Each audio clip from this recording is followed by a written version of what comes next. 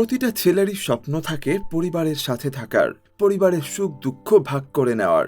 কিন্তু যদি ভাগ্যের নির্মম পরিহাসে ইচ্ছা থাকা সত্ত্বেও পরিবারের লোকদের কারণেই দূরে সরে যেতে হয়, পরিবার যদি তাকে দূরে সরিয়ে দেয়, নিজের ইচ্ছামতো বাঁচতে না দেয়, তাহলে সেই ছেলেটি কি করবে? পরিবার ছেড়ে দূরে চলে যাবে নাকি নিজের স্বপ্ন পূরণে লড়ে যাবে? আর ঠিক এই মুহূর্তে যদি ছেলেটির জীবনে ভালোবাসার মানুষ আসে তার স্বপ্নকে বাস্তবায়ন করতে, তখন ছেলেটি কি পারবে তার ভালোবাসার মানুষকে নিয়ে পরিবারের সামনে দাঁড়াতে? আজকের গল্পটি ঠিক এরকমই, যেখানে ফায়েজ নামে একটি ছেলের স্বপ্ন পূরণের সঙ্গী হয় তার প্রেমিকা, এবং ভুতুরে বাড়ি আর সেখানে লুকিয়ে থাকা তাদেরই পরিবারের এক রহস্যময় অতীত। একদিকে দাদার হাড় কাঁপানো পরিবারের ভয়, অন্যদিকে নিজের ক্যারিয়ার আর ভালোবাসাকে পাওয়ার জেদ। কে জিতবে শেষ পর্যন্ত? চলুন হাসি, কান্না আর অলৌকিক রহস্যে ঘেরা এক অসাধারণ গল্প আটকা সিরিজটির এক্সপ্লানেশন দেখে আসি। তবে চ্যানেলে নতুন হয়ে থাকলে সাবস্ক্রাইব করতে একদমই ভুলবেন না। গল্পের শুরুতেই রাতের বেলা আমরা একটা পুরনো বাড়ি দেখতে পাই। সামনেই ঝুলানো ছিল বাড়ি বিক্রি বা জমি বিক্রি করার বোর্ড। তখন বাড়ির সামনে কিছু ছেলে যাওয়ার সময় অদ্ভুত কিছু শব্দ শুনতে পাই, তাই ভূতের ভয়ে ছেলেগুলো দৌড়ে পালিয়ে যায়। এরপর সিন শিফট হলে আমরা ফায়েজকে দেখতে পাই। সে আজকে লন্ডন থেকে বাড়ি ফিরছে। এরপর সে তাদের বাড়ি রহমান ভিলার সামনে আসে। মূলত রহমান হচ্ছে তার দাদার নাম। ফায়েজ বাড়িতে গেলে তাকে দেখে ফায়েজের মা, ফুপু, চাচি এবং ফুফাতো বোন সবাই খুবই খুশি হয়, কারণ ফায়েজ অনেকদিন পর লন্ডন থেকে বাড়ি ফিরেছে। তাই ফায়েজও লন্ডন থেকে সবার জন্য গিফট নিয়ে আসে, যেগুলো দেখে সবাই খুবই খুশি হয়। এরপর ফায়েজ তার বন্ধু বান্ধবদের সাথে দেখা করে আর আড্ডা দেয়। রাতে ফায়েজের মা এসে ফায়েজকে জানায় তার বাথরুমের লাইটটা নষ্ট হয়ে আছে, গনি এসে ঠিক করে দিয়ে যাবে। ফায়েজ বলে, মেহমানদারি করতেছো? তখন তার মা আদর করে বলে, কতদিন ধরে তোকে দেখি না, মোবাইলে দেখে আর ভালো লাগতেছিল না। তখন ফায়েজ বলে, এই তো চলে আসছি, আর যাব না। এটা শুনে ফায়েজের মা অবাক হয় আর বলে, লন্ডনে এত ভালো চাকরি করিস, যাবি না কেন? ফায়েজ বলে, তাহলে তুমি বললা কেন? যাই হোক, তখন মা ছেলের সুন্দর ভালোবাসার মুহূর্ত দেখতে পাই। ফায়েজের মা জানায় সকালে সে ফায়েজের জন্য ফেভারিট ল্যাটকা খিচুড়ি রান্না করবে। এরপর ফায়েজ ফ্রেশ হয়ে এসে দেখে তার ছোটবেলার বান্ধবী চুমকি এসেছে। চুমকিকে নিজের রুমে দেখে ফায়েজ কিছুটা চমকে যায়। এই চুমকি হচ্ছে অত্যন্ত চঞ্চল একটি মেয়ে। সে ফায়েজকে বলে, বিদেশ থেকে আসছিস, একবার জানালি না কেন? ফায়েজ বলে, সবাইকে সারপ্রাইজ দিয়েছি, তোকেও দিতাম। চুমকি বলে, তুই তো অনেক মোটা হয়ে গেছিস, সুন্দর লাগতেছে।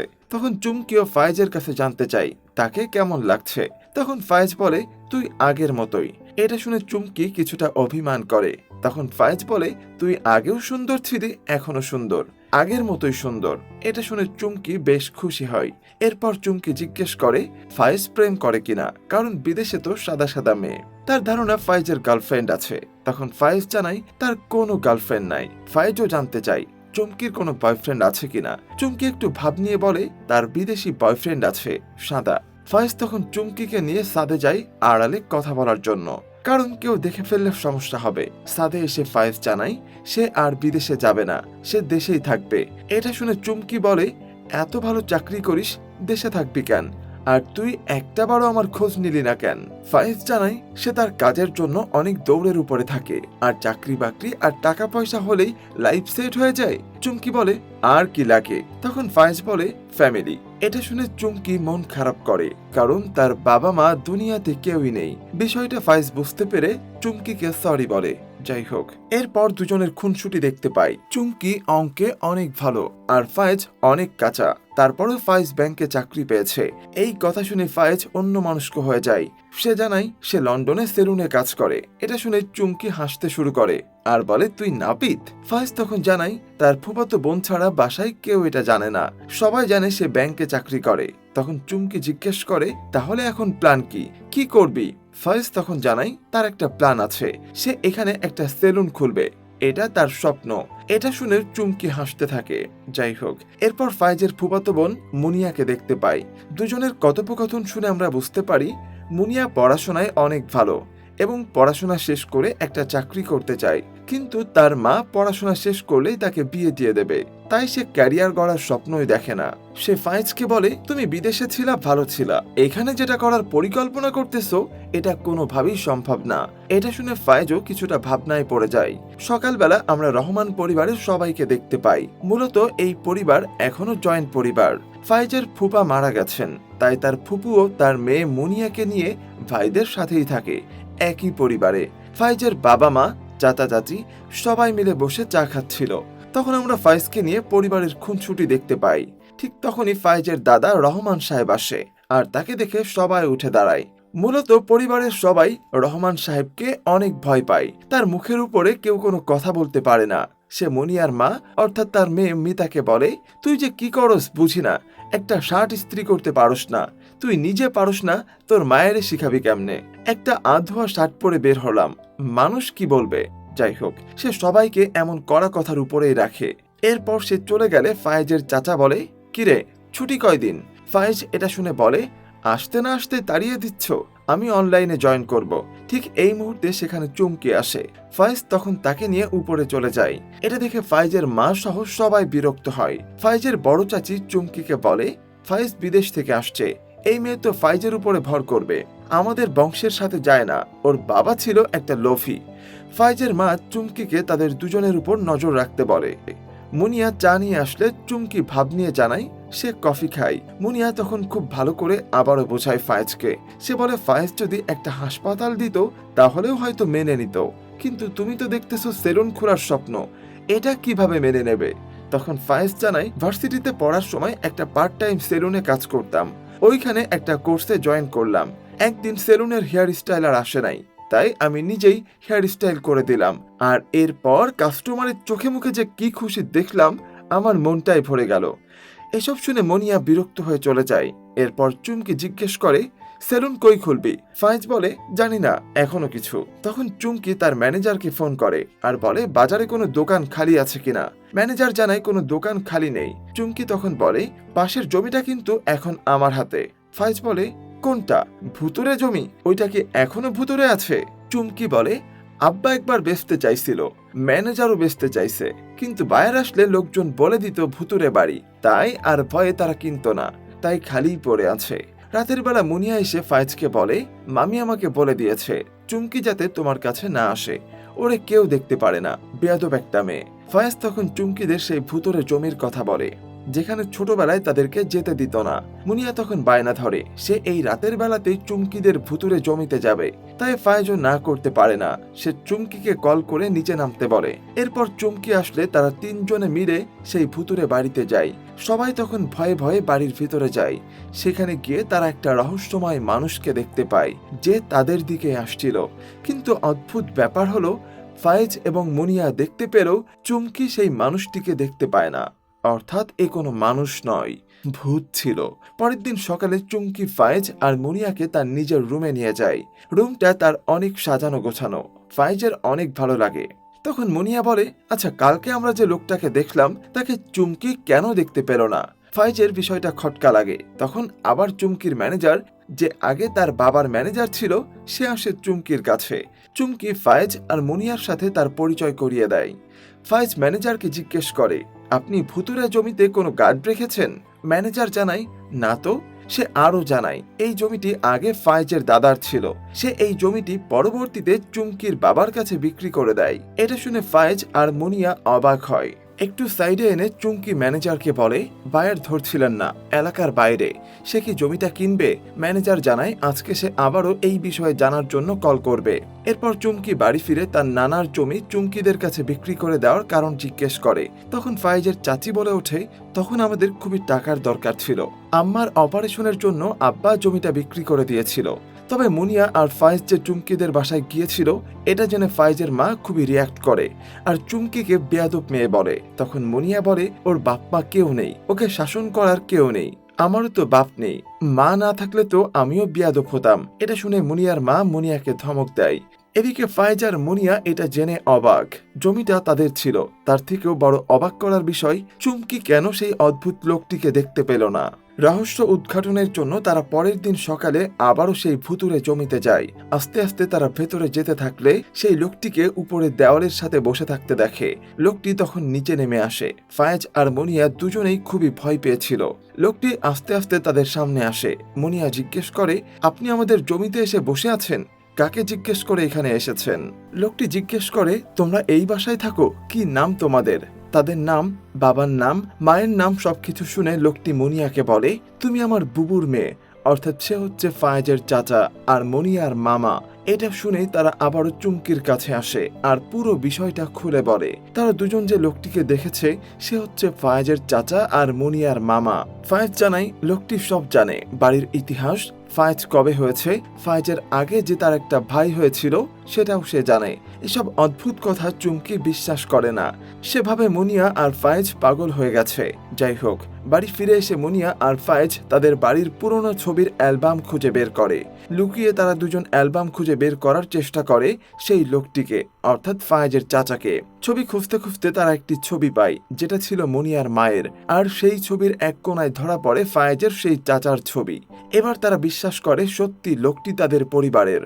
এদিকে ম্যানেজারকে সেই জমি কিনতে চাওয়া বায়ার কল করে আর বলে সে কালকে জমি দেখতে আসবে।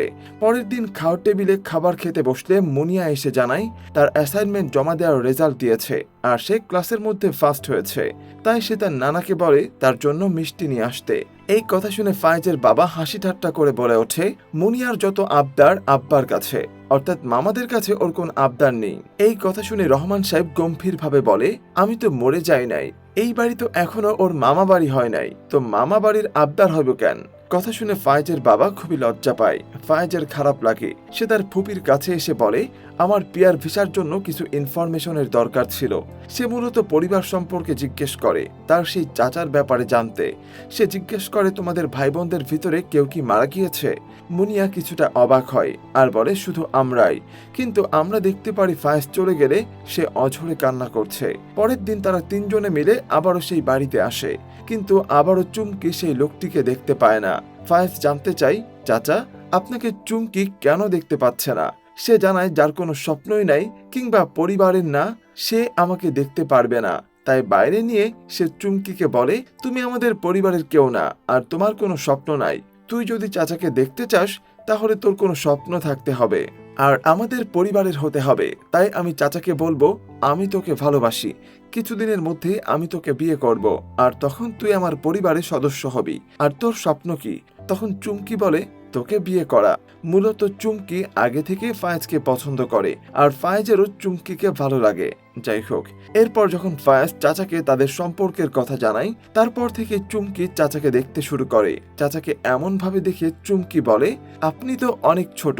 চাচা জানায়, যেভাবে মরেছিলাম সেভাবেই আছি। ফায়েজ তখন তার চাচাকে তার স্বপ্নের সেলুন খোলার কথা জানায়। চাচা বলে, সমস্যাটা কোথায়? মুনিয়া বলে, আপনার আব্বা। এটা শুনে চাচা বলে, আব্বা এখনো আগের মতোই আছে। এ থেকে আমরা বুঝতে পারি ফায়েজের চাচা মারা যাওয়ার আগেও তার বাবা এরকম খাওয়া টাইপের ছিল। এদিকে লন্ডন থেকে ফায়েজকে তার বস ফোন করে 2 সপ্তাহের মধ্যে জয়েন করতে বলে। সে এখন কি করবে কিছুই বুঝতে পারে না। চুমকি ফায়েজকে বলে তাদের জমিতেই সেলুনটা খুলতে, আর চুমকি তার একটি সোনার বালা এনে ফায়েজের হাতে দেয় আর বলে এটা বিক্রি করে সেলুনটা খুলে ফেলো।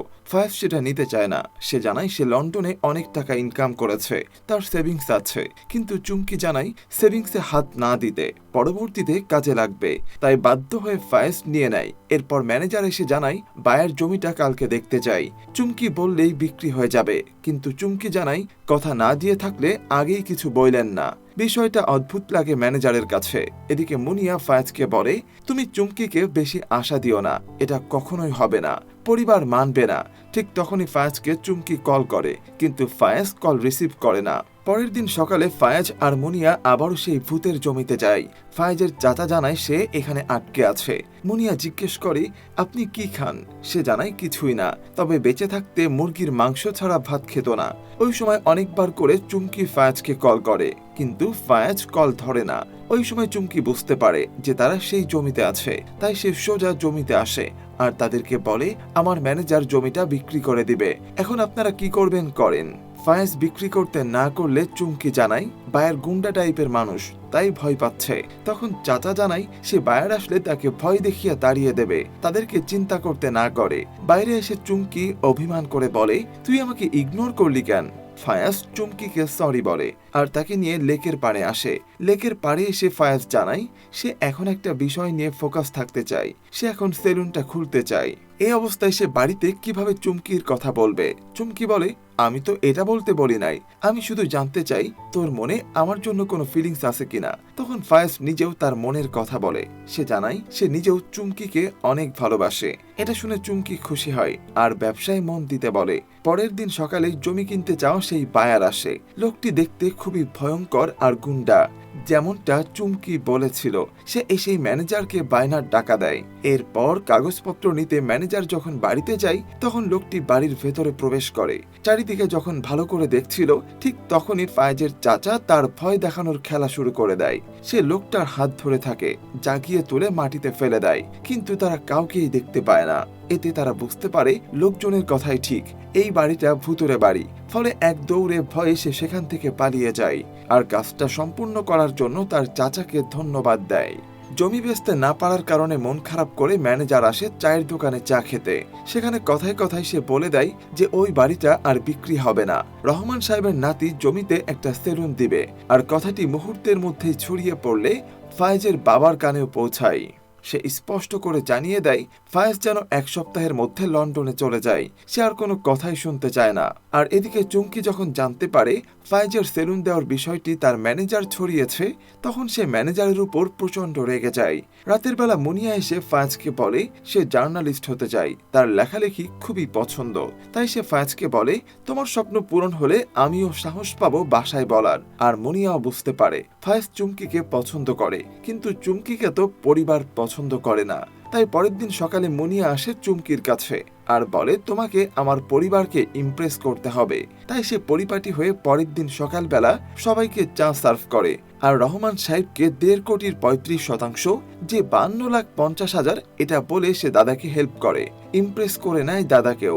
জমি বিক্রি করার বোর্ড সরানো দেখে রহমান সাহেব বাড়িতে এসে বলে ওই জমিটা আমার আর নাই, ওই জমিতে কে কি করতেছে সেটা আমার দেখার বিষয় না, কিন্তু এই পরিবারের মধ্যে কেউ যদি কোনো উল্টাপাল্টা কাজ করে সেটা কিন্তু আমার দেখার বিষয়। সে ফায়েজের বাবাকে সাবধান করে দেয় আর বলে যত তাড়াতাড়ি পারো ওরে লন্ডনে পাঠায় দাও।